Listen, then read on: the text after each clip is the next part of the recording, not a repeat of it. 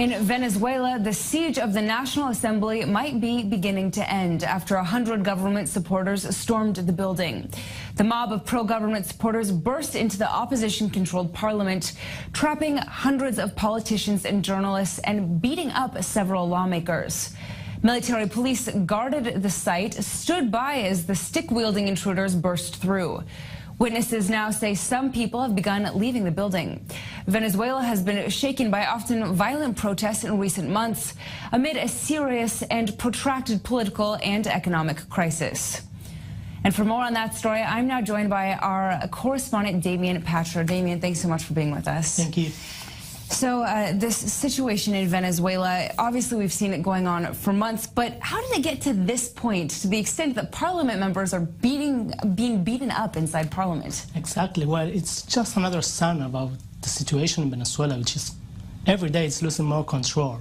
The members of the parliament were commemorating the 206th anniversary of the Declaration of Independence, and suddenly dozens of people stormed into the building, beat several opposition members, which indicates that they were on purpose went against these lawmakers of the opposition, meaning they would answer to, apparently, government forces.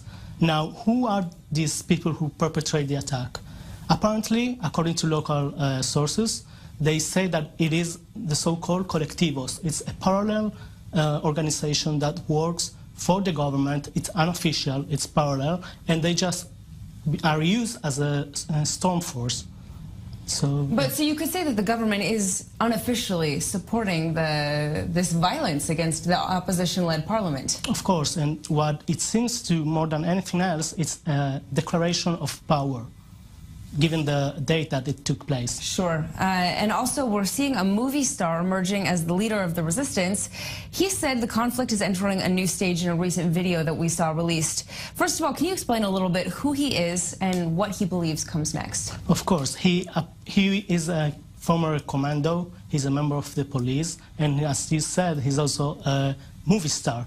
Now, to all these titles, now he's also apparently the leader of some kind of resistance that began to emerge in the past weeks. The first act of that was the attack from a helicopter against the local Supreme Court. Sure. With grenades and the local Interior Ministry. So now, as you said, he stated that we are going to stage 2.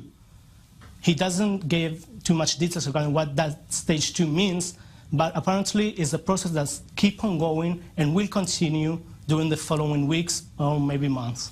It seems very ominous in a way, this idea of a stage 2. Does it almost seem like the country is headed towards civil war? Is that too extreme to say? Well, that's the key question. What would happen in Venezuela and what can turn the situation around? Which is the question. What can turn the situation around? Exactly. When it's only a rebellion, from my point of view at least.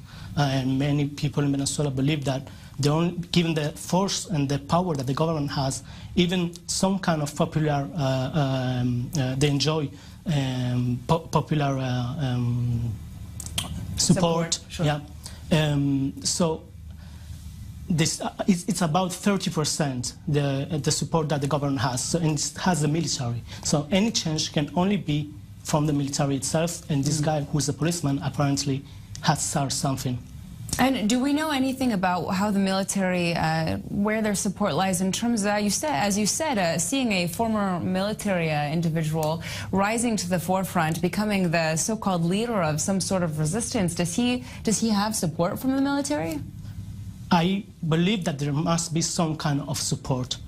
It's still in very initial stages. It's only his second appearance following the attack. Sure. On June 27, but we need to put focus on this person, even if before we kind of underestimate him.